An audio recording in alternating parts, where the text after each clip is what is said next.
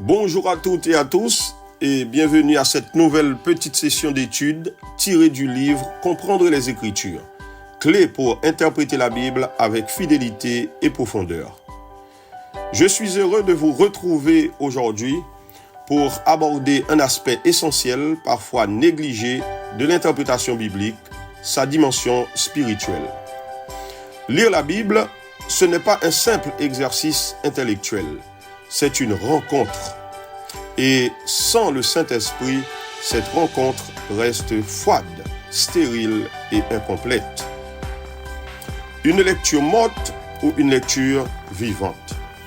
L'homme naturel n'accepte pas les choses de l'Esprit de Dieu, car c'est spirituellement qu'on en juge. 1 Corinthiens chapitre 2, verset 14. On peut lire la Bible, mémoriser ses versets et pourtant passer à côté de la vie qui s'en dégage.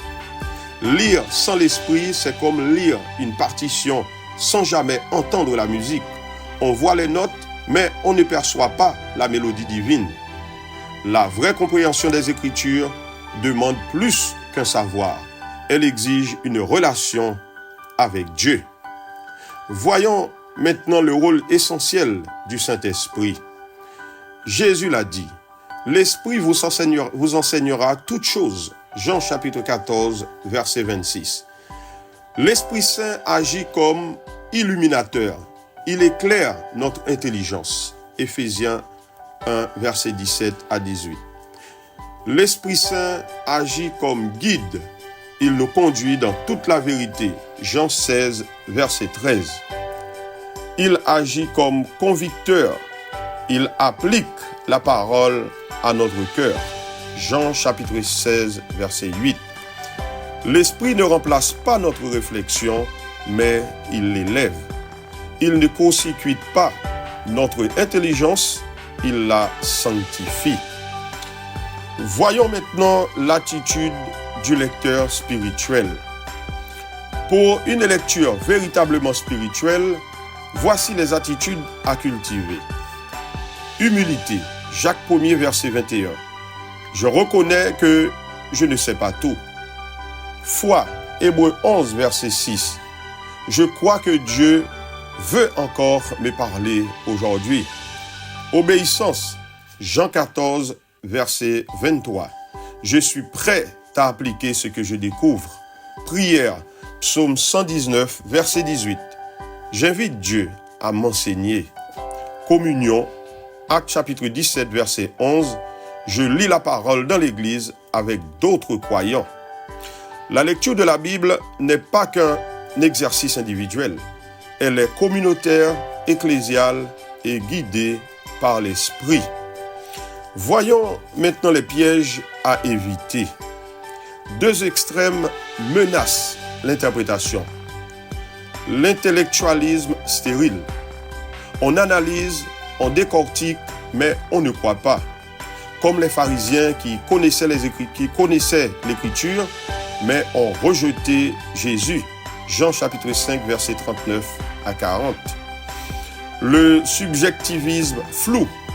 On sent des choses, on imagine des symboles, mais sans fondement dans le texte. L'Esprit n'invente pas de nouveaux sens. Il révèle avec puissance le sens voulu par Dieu. L'Esprit parle aussi à l'Église dans son ensemble. Une interprétation solitaire peut dévier. Une lecture communautaire offre équilibre, confrontation fraternelle et richesse. C'est à leur fruit que vous les reconnaîtrez. Matthieu chapitre 7, verset 16.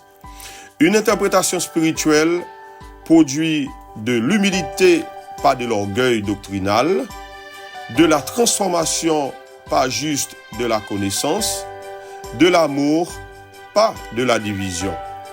En conclusion, l'interprétation biblique n'est pas qu'une méthode, c'est un acte de foi. Sans l'Esprit, la Bible reste lettre morte. Avec l'Esprit, elle devient parole vivante qui éclaire, guérit, corrige et appelle. Toi qui m'écoutes aujourd'hui, veux-tu lire la parole de Dieu autrement? Veux-tu que ta lecture devienne prière, transformation et révélation? Prie avec moi.